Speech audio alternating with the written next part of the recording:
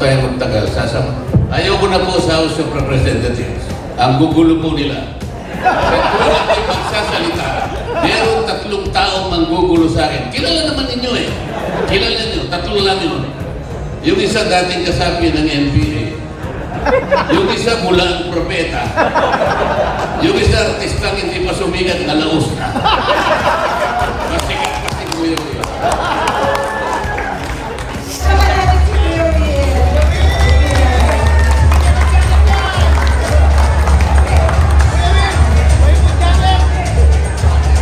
Okay, let's proceed po sa ating next job report. Let's all welcome Senator Marcoleta.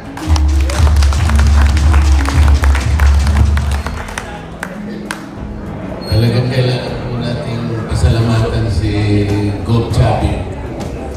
Kasi po, kaya ako napunta rito, siya pa po ang personal na tumawag sa akin. Ganyan po siya talaga. Pwede naman ang tumawag sa akin, stop. Pwede naman yun. Pero siya pa po talaga. Sabi niya, dumiretso ka na sa clubhouse sapagkat marami ang darating. At doon na tayo magkita-kita. Mabuti naman po, nakita ko si Kaobet, si Kalanto, si Kapoy, kasali kayo pong lahat na nanggaling pa sa napakaraming lugar. Iba po, malalayo. Nakita ko po yung taga-Misamis Occidental. Pero galing ng Isabela, may Quezon. Talagang nagsikap po kayong pumunta rito para magkadaupang palan po tayo. Inaasahan po namin na yung binabalak po ni Gov. Singson sa pamamagitan po namin at gusto niyang tulungan ay magaganap po. At ako po naman ay natutuwa, isa po ako sa kanyang inasahan na maaaring makatulong po sa napakaraming problema po ng inyong sektor. Ano po?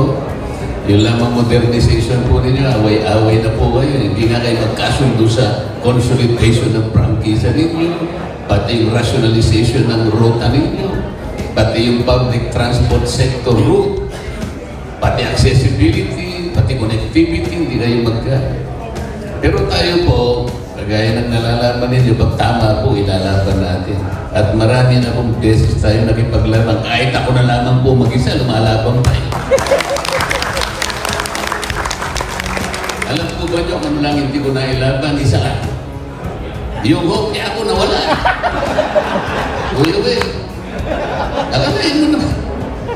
Dalawa po yun eh, isang movie at saka isang munggo. Yun lang hindi ko nailaban.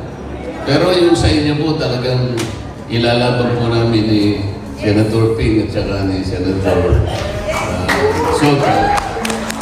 Ewan ko kung kasama pa ito. Alam po ninyo,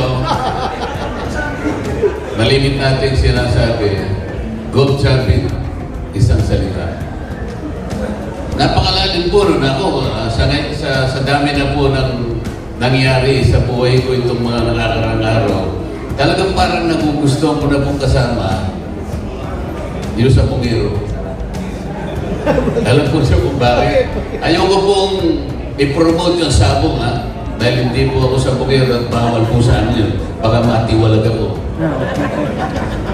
Pero ba't ko po si Manong Chavit sa Pungero yan? Isa pang barkada ko po, yung asawa ni Senator Miriam Santiago. Si Jung Santiago, barkada ko sa Pungero po yan. Yung gobernador po ng Rizal, si Itoy Nares sa Pungero po yan. Napakarami, ayoko na po sabihin iba. At bakit ko po sinasabi ito? Meron po silang isang katangian. Isang ugali na sa kanila lang makikita. Ito, baka hindi po nyo alam. Ang sa Pungero po, walang pinipirmahan pong kontrata yan. Hindi po nagsasalita yan. Senyasan po yan. Sabi niya, di ba? Oo. Oo, di ba? Bakit ko po ina-emphasize ito? Senyasan lang. Pero matibay na po yun. Uusapan na po yun. Mangyayari at mangyayari. Pag sinabi niya na, ibigay ko lang 1.2 million, nangyayari po yun. Ganun po ang po mangyayari. Pakipusa mo na magsisilbi sa inyo. Kandidato pa lang. Ano si Kuya Will? Pag siya, bibigyan kita ng jacket.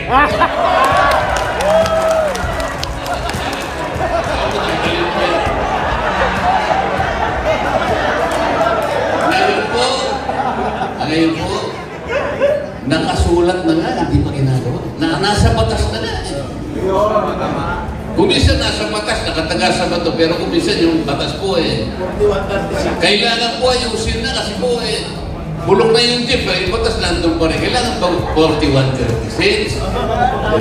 Yun po yung problem. Pero para hindi na po tayo magtagal, ayoko na po sa House of Representatives. Ang gugulo po nila. Kung ako magsasalita, meron 3 taong manggugulo sa akin. Kilala naman ninyo Kilala nyo, 3 lang yun. Yung isa dating kasapi ng NPA. Yung isa mula ang propeta. Yung isa artistang hindi pa sumigat na laos na. Pasik mo yun. So ganun po tayo, isang salita at lalaban po tayo. Salamat po sa inyo lahat.